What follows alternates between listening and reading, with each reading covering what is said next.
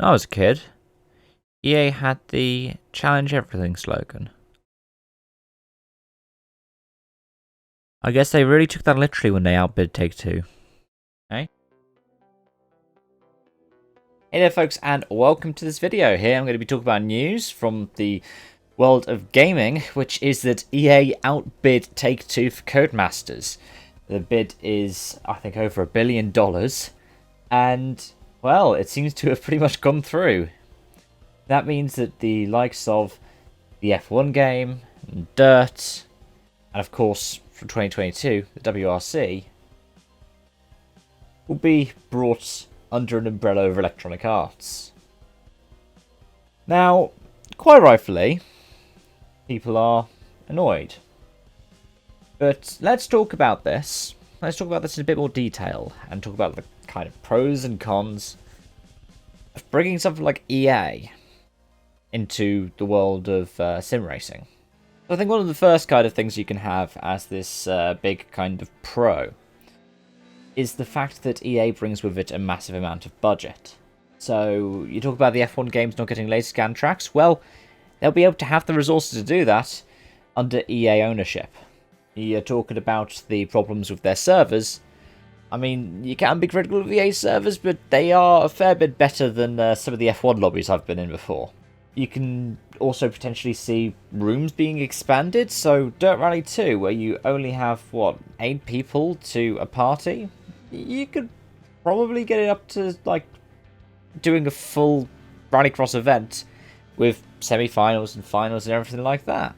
And there's also the fact that having something like EA as a publisher on board is good for the publication cycle and in some ways the development cycle. So let's put this into context. Where I've grown up, EA's Guildford based and so far away, and Guildford is seen as pretty much a home of gaming in the UK. It will give them an in Guildford. And it will help in regards to having more of a spread over the south of England. But in terms of the bigger picture, it helps with publishing agreements and so on, not only in terms of continental Europe, but beyond into places like the United States. And that will really help with sim racing's expansion. Of course, there are still cons that come with this. EA is well known for things like FIFA Ultimate Team and in-game loot box mechanics. I mean, I'm not going to say that it would have necessarily been better with 2K, because, I mean, 2K ended up putting a literal casino element into their in-game gambling mechanic.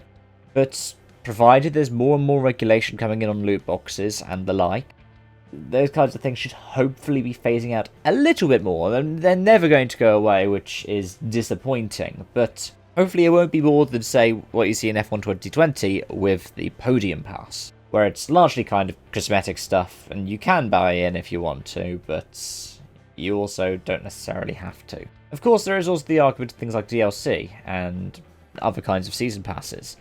And yeah, I understand the criticisms of that, and why they're leveled against people like EA.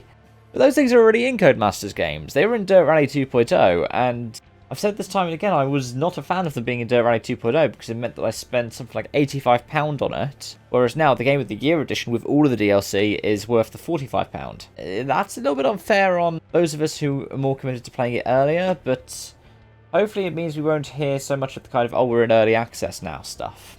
And another kind of criticism that you can kind of level against them is the fact that EA has a reputation.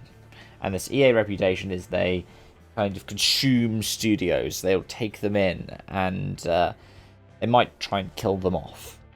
And quite rightfully, people could be concerned to go, hey, we've seen this happen to some other studios that have been taken over by EA before. What if this happens to Codemasters?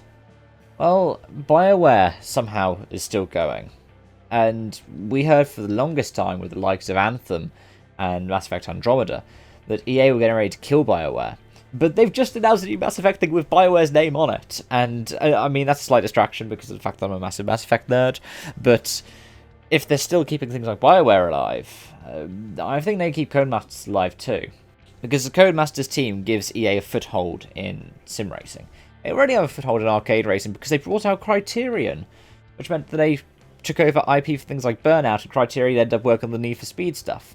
Sure, it will mean that there might be more things going into Need for Speed, but there's also goodness that comes from this licensing stuff, and I think that's one of the things that we aren't really appreciating.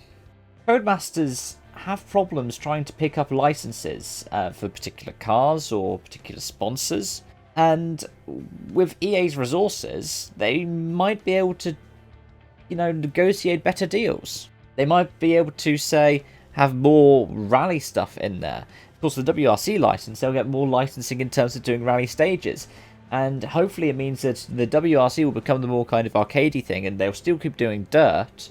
But, like, the team that does things like Dirt 5 and Dirt 4 will go across and take over the WRC stuff from Nacon and Kyloton. Which, I think that'll be quite nice.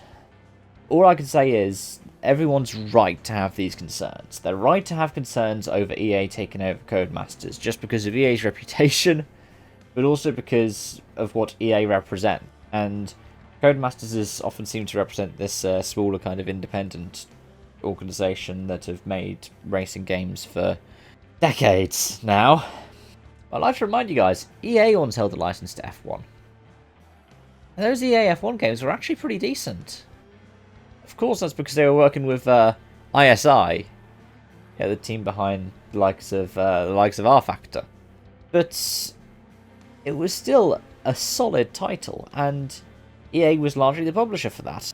They could also lend resources over through the massive amounts of money they have for simply being EA, but by and large, those were still good titles. The F1 Challenge, what's the 99 to 02, is still a solid game, even if a lot of it's outdated now in 2020, but I understand people's concerns and people's worries about EA buying out Codemasters, but I think that it could be a good thing for Codemasters. Done well, it could be a good thing for Codemasters. Of course, there are concerns, and you're right to have them.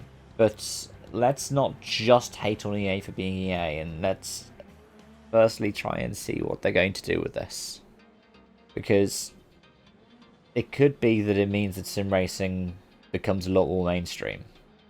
Hopefully that means we don't end up with like mass marketization and things like that, but if it means that we have competitors to the likes of iRacing, to the likes of R Factor, and the investment in it at a kind of cost level is much lower, that could only be good for sim racing. At least those are my thoughts, and you're welcome to let me know yours, and please do, because it's a very mixed bag and it's a very open debate.